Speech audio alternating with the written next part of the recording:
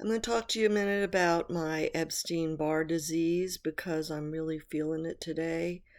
The last couple days I've been feeling pretty bad, and it's just this severe fatigue where you feel like you can barely move. It's really bad. It's like you can't hardly think.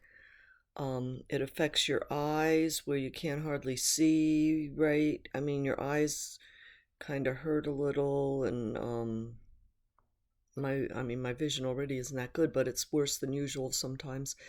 And just so tired that you feel like sometimes I feel like everything's just shutting down, like like I'm dying.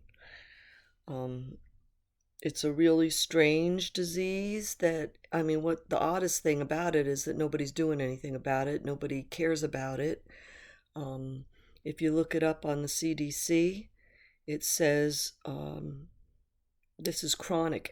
I'm talking about chronic Epstein Barr. Okay. First of all, let me tell you, in the first place, it's mononucleosis. But the first time you get it, it's mononucleosis, which I never even knew I had it, which is the case with most people because they say like 95 to 98% of all people, by the time they're age 30, they get mono. Most people are never diagnosed because it's usually a mild case. Even if you were pretty sick, you might have just thought it was a flu or strep throat and may have never. It takes blood tests, actually 3 blood tests to know that you have it. So most people are not aware that they ever had it, like me, and it's a herpes virus like chickenpox where it stays latent in your system, and like chickenpox will flare up into shingles only in certain people. Most people never get the shingles. Well, Epstein Barr flares up in only like 2% of all people that it flares up in, and I'm one of those. So it's considered a rare disease. I really think that more people might have it than know it because I've been complaining about being tired since I was in my 30s. And I never went to a doctor regularly until I was in my mid 40s when I was diagnosed with arthritis. And from that time, I was always talking about how tired I was, but I just thought it was from the arthritis because they never found anything else, never looked for anything else, really. I did test for valley fever once, and that came out negative. Because I requested that test. It was, you have to do your own research sometimes. When you think there's something wrong, you think the doctors are missing something, you should do your own research. Well, I got a good doctor finally here with my Medicare, and when I told him that I was unusually tired, I said, I know it's not normal because I see other people my age and older that have more energy than me. And I made one friend over here who actually said to me, she said, Susie, there's something wrong. She said, you're the same age as me and you should have more energy. You should not be so tired. So I told the doctor that, and he tested me for Epstein Barr. Sure enough, it was not only positive, but it was like off the charts positive. It goes up to 600, the count, and mine went over 600. So that was just like in the spring, less than a year ago, like maybe 9 months or so ago that I got diagnosed with that. There's nothing they can do about it. There's no medicine or anything you could do. All you can do is try to boost your immune system. And my doctor told me to take L-glutamine. Okay, so I started taking that, but I went on Facebook. I got the idea. When I get these kind of ideas, I give God the glory. I believe that He puts them in my head. But I got the idea to do a search for a group. And sure enough, I found 2 groups and one that I prefer on Facebook for chronic active Epstein Barr virus. And there's several thousand people from all over the world that have it, that are on Facebook there. And that's where I learned everything. I learned how to take care of myself, all the different supplements that people take, that what helps, what doesn't help. And most of us, we're all taking the same things: L-glutamine, L-lysine, olive leaf, NAC, um, C, D, zinc, echinacea, selenium, all these things that are good to boost your immune system and also good for your muscles, because that's the first thing that it attacks. The virus attacks your muscles. It can cause you to get MS, multiple sclerosis. They say that every single person that has multiple sclerosis has Epstein Barr. Everybody who has Epstein Barr does not get multiple sclerosis, but everybody that has multiple sclerosis has Epstein Barr also. It also attacks the brain. We call it brain fog, but eventually it can do more damage to the brain. Brain fog is just like where you have a hard time thinking and concentrating and focusing and all that. And I used to be sharp. I used to be really sharp. I used to learn very quickly, and I used to be a good multitasker. And now I can only do one thing at a time, and lots of times it's hard to focus on that. Short-term memory is real bad, but I know that's pretty normal, so I'm not too concerned about that. But also, besides the brain, it attacks all of your organs, other organs, especially the thyroid, which I do have hypothyroid. I had half my thyroid removed about 10 years ago, and that's the one and only medication that I take is for my thyroid, 1 pill a day. It also, they're attributing it to many different organ diseases and type 2 diabetes also, but I don't know. My sugar's a little bit high, but not that bad, just a little bit over what it's supposed to be. So all of these people that have it, we're all floundering out there just trying to take care of ourselves, trying to get the rest we need. That's all you can do, is rest a lot, and it comes and goes, it flares up. They said that any kind of shock to your system or stress will cause a flare, whether it's emotional or physical. So I really believe that when I had my colonoscopy 2 weeks ago today, I believe that set me into a flare, because it started getting worse gradually, and the last couple days it's been really bad again. But on the last flare I had was from my second Moderna shot for the COVID. I went in, first Moderna shot, I felt a flare coming on. Second shot, man, it really knocked me for a loop. I was down pretty much for a good 6 weeks, maybe 2 months. When I say down, it's like I could only do one thing a day, and that's rough. You let things go, and then you worry about it and all that. I'm eating frozen foods and canned soup or whatever because I'm too tired to make food and have to wash dishes or stuff like that. You let your cleaning go, you let your laundry go.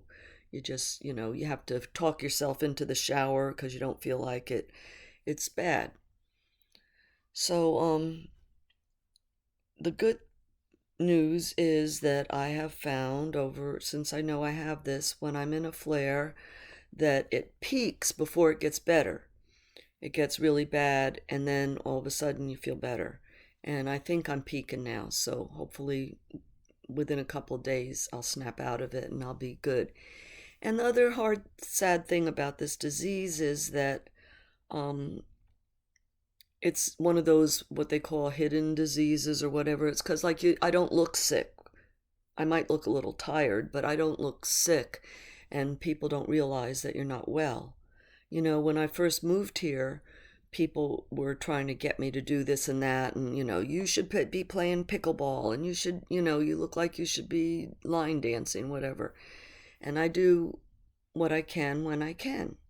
I have been religious about my water aerobics because that's helped me so much. But I was at one point doing 4 times a week, and now I can only do 2. twice a week, Monday and Friday. And I did go today, but it's been unusually cool here the past couple days. I had to wear my wetsuit in the pool, and I was only one in there, and so I did like half the reps as usual. But it was good because I needed that, and that's all I could do today. And then I came home, I was exhausted. I told you that I met this guy that I've been seeing. Um, he knows about it, and he's really good about it. I mean, I don't know if he understands everything. He only knows what I told him. And I didn't go into maybe as much detail as I just did with you. But he's been good with it. You know, he doesn't try to push me to do things when I don't feel like it. He's considerate. You know, like one day he was over and I told him I really felt like I needed to lay down. I was really tired. And he said, well, you know, do you mind if I hose down my car while you take a rest? So he's sweet like that. That's all good. I told him he could lay down next to me, you know, and rest with me if he wanted. But, you know, he just got busy and did things. It was nice. He's good. Good guy. We had a talk today, and it was good. You know, he told me a little bit about some of his last relationships, and bothers me a little bit that he doesn't ask me much or seem too concerned about things like my relationships or whatever, you know, which is okay. I don't really feel like I need to talk to him about them, whatever. But, you know, I mean, I feel like he's just looking at me on the surface because he likes the way I look. He likes dancing with me, you know, and spending time with me is good. But I don't feel like he's trying to get to know me deep. And that's what I need to get more intimate. I need to know somebody deep. I need to know how they think and all that stuff. So I'm trying to get to that level because he's showing interest. That, you know, he keeps in touch with me every day and been seeing him like twice a week, and that's all good. But anyway, don't know where that's going. And I told him that again today. I said, you know, I gotta get to know you a whole lot more to you know, feel like this is turning into any kind of serious relationship. I have to know you a lot better, and you need to talk to me a lot more. And he's just starting to do that. So that's good. But he's starting by telling me about all these other girls he was with. But that's okay. That's a way to get to know him, you know. I've seen him get a little bit angry a couple times, a little bit irritable because something happened, like in traffic, and he got a flat tire, and, you know, things like that. And you could see what people are like, and he's cool. He kept his cool pretty good. You know, he got mad, he cussed a little bit, but he didn't go ballistic. He calmed down in a minute. So that's all normal and good. And we'll see. So tomorrow I get my biopsy results for my stomach and my esophagus. We'll see how that comes out. And that may or may not be related to Epstein Barr. Who knows? So if you go to the CDC, I don't think I finished my sentence back then, but it will say rare infectious fatal disease. The diagnosis is supposed to be 5 years to live. But that's crazy. I don't believe that for a minute because they only did one study. That's based off of one study in the 1970s that they studied 25 people. This is when they first discovered this disease.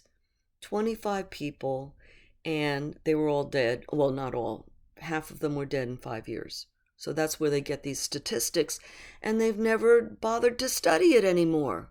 I mean, there's another study out there of 2,000 people, which is nothing also.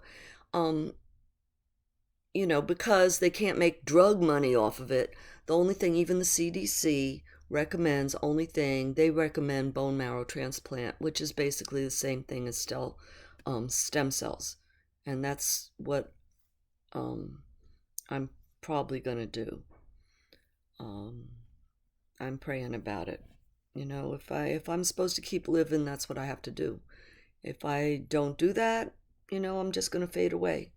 So I got to feel like there's purpose, you know, for me to keep living. And one purpose is for me to finish my story here. So keep me encouraged to do that, and that'll keep me going for a while. I have my 3 kids, no grandchildren, and they're all reasons to live, but that's about it. Otherwise, I've lived my life. I'm good. I don't have nothing, no loose ends that I need to tie up or anything like that. So, I'm good. I know where I'm going. I I'm ready when God wants me, but in the meantime, I'm just tired. It's a bummer. So people see me dancing and they think I'm fine and I have all this energy.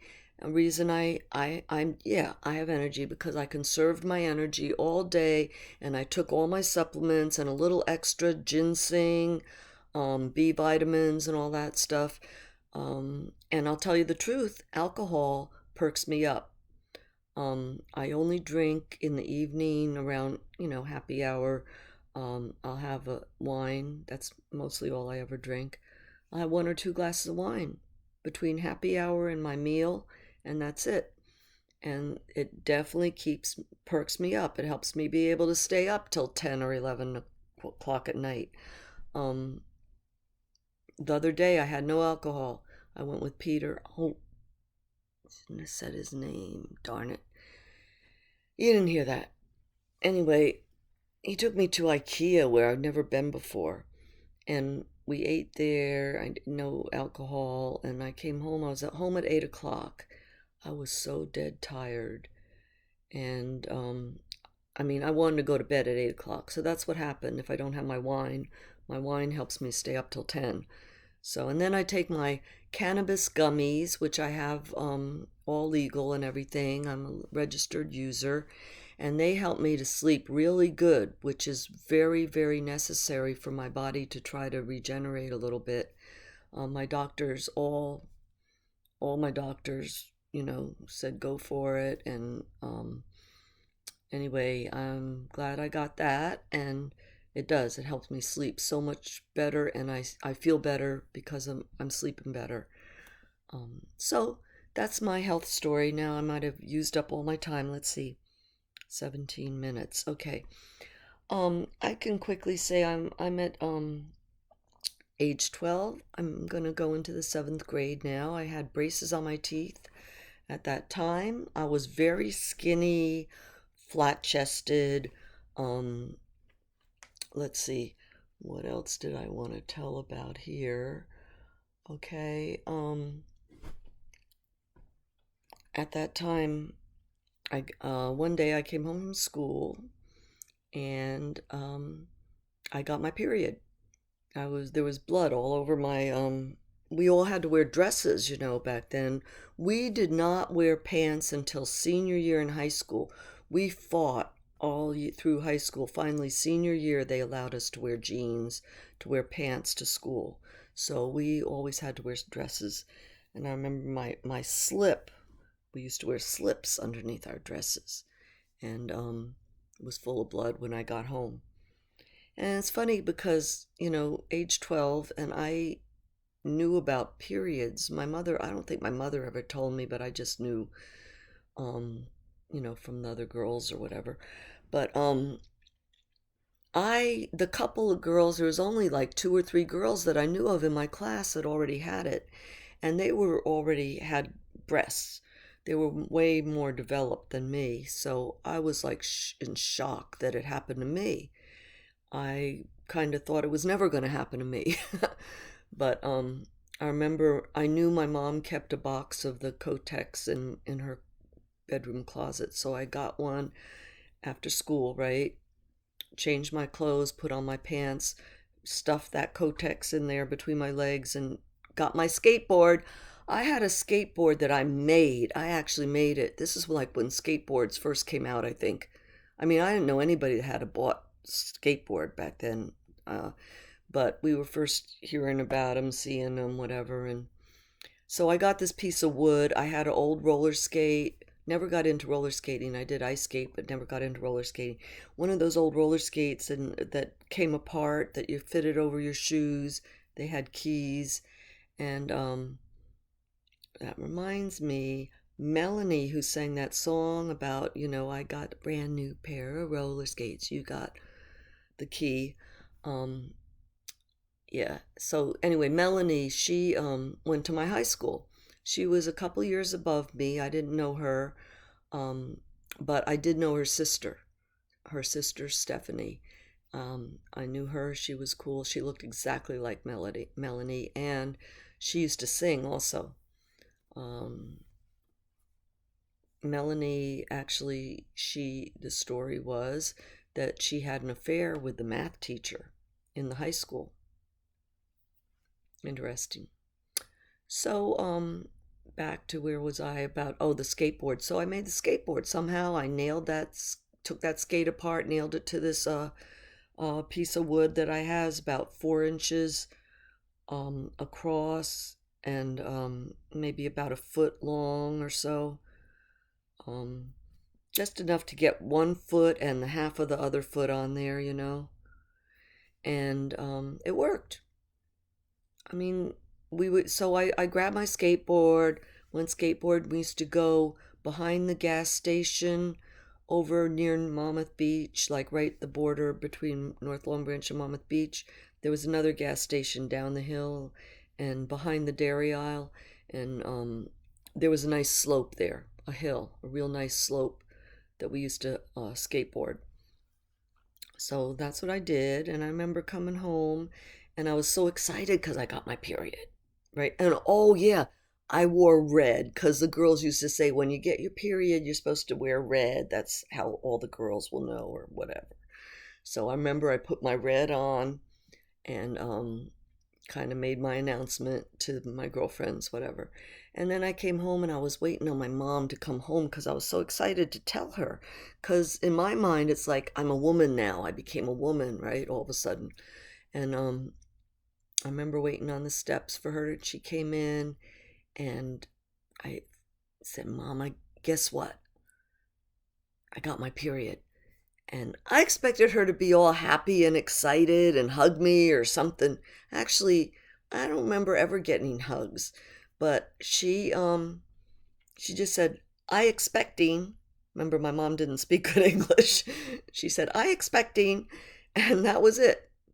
And then once she took care of herself, after work, she had to change and all that. And then she came over and to talk to me, and she said, you know, let's see how you took care of yourself.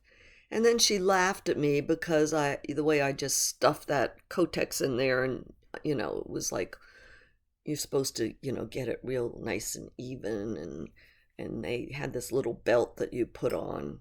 They didn't have adhesive on them back in those days. You had to wear a belt to hold it in place. And she taught me how to do all that. And anyway, so that was that story. I'm sure all you guys wanted to hear that, right? Anyway, I'm gonna go. Time is up, but I just want to get you excited a little bit because next one will be better. I'm gonna talk about my first UFO sighting, and I'm gonna talk about some other stuff when me and my friends when we got into we started having a lot of interest in the occult, and I'm gonna go into that next time. So thanks for bearing with me, listening about my moans and groans, and see you next time.